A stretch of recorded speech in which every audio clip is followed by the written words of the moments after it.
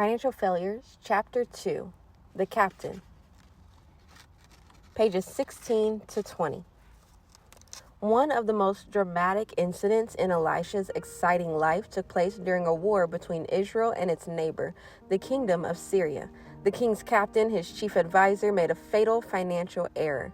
You can read the full story in 2 Kings chapter 6, verses 24, all the way to chapter 7, verse 20. The Syrian king Ben-Hadad led siege to Samaria, Israel's capital, and the siege went on for a long time, with Samaria surrounded by a large enemy army and unable to receive any supplies. Conditions became indescribably horrible. Normal sources of food were exhausted. Nobody had any more grain or anything else decent to eat. Due to the shortages, hyperinflation set in, and the economic situation got so bad that head of a donkey was selling in the city for an astronomical price of a kilogram of silver. They were even selling seeds that had passed and been excreted through pigeons. A 250 milliliter cup for 5 shekels or 55 grams. And there was a great famine in Samaria as they besieged it until a donkey's head was sold for 80 shekels of silver and the fourth part of a cab of dove's dung for 5 shekels of silver. 2 Kings chapter 6 verse 25. Things were to get much worse at the height of the siege. A woman approached Joram, the king, with a grievance. She and a friend, desperate for food, had killed her baby and eaten it with the understanding that the next day they would eat the friend's child. But the friend had reneged on the deal, and when he heard this appalling story, the king snapped. The mother's cannibalism was more than he could take, and Joram was filled with blinding rage, not so much at the woman, but at God, whom he held responsible for the terrible predicament they were all in. And since he could not attack the Lord directly, he decided to kill the Lord's prophet Elisha. King Joram sent his captain, his chief advisor, to seize Elisha and cut off his head. Elisha remained calm, knowing that the Lord would perform an economic miracle. He passed on a word from God to the captain, saying that God would turn the economy of the city around. But Elisha said, "Listen to this message from the Lord.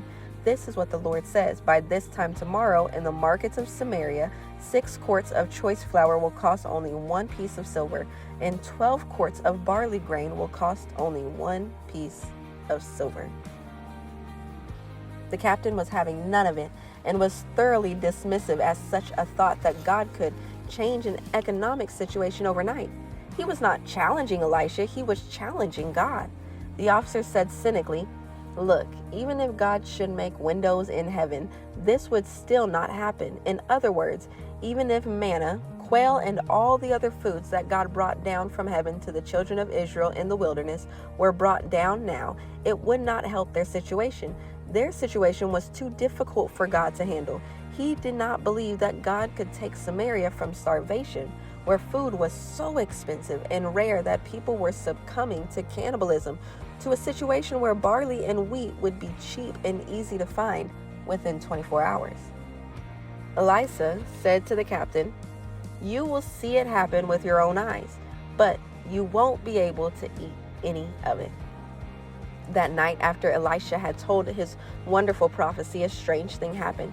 God made the Syrians hear the sound of rolling chariots, charging cavalry, and rushing troops, whereupon terrible fear came into their hearts, and they thought that the king of Israel had hired the kings of the Hittites and Egyptians to drive off the Syrians, and so they fled for their lives, leaving everything behind.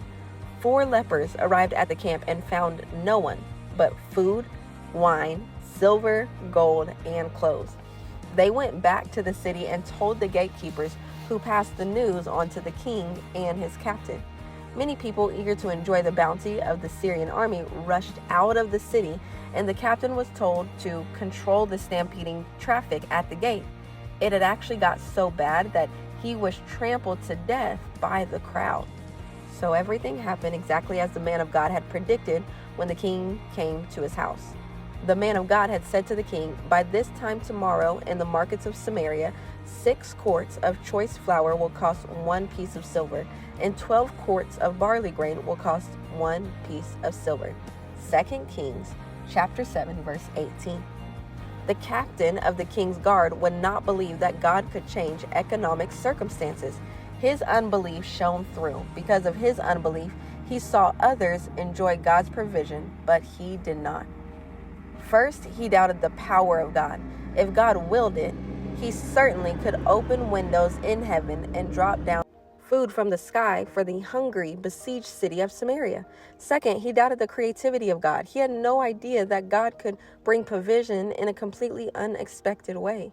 Third, he doubted the messenger of God. Though the promise was admittedly hard to believe, the king's officer could have and should have believed it because it came from Elisha, a man with an established track record of reliability. Failing forward. Failing forward is believing that God can change your economic circumstances and provide for you in ways you cannot imagine. It is believing and acting on the fact that God can do anything he pleases. It is trusting God through extremely tough times, knowing he will provide a way out. Jeremiah 32:27 says, "Behold, I am the Lord, the God of all flesh. Is anything too hard for me?"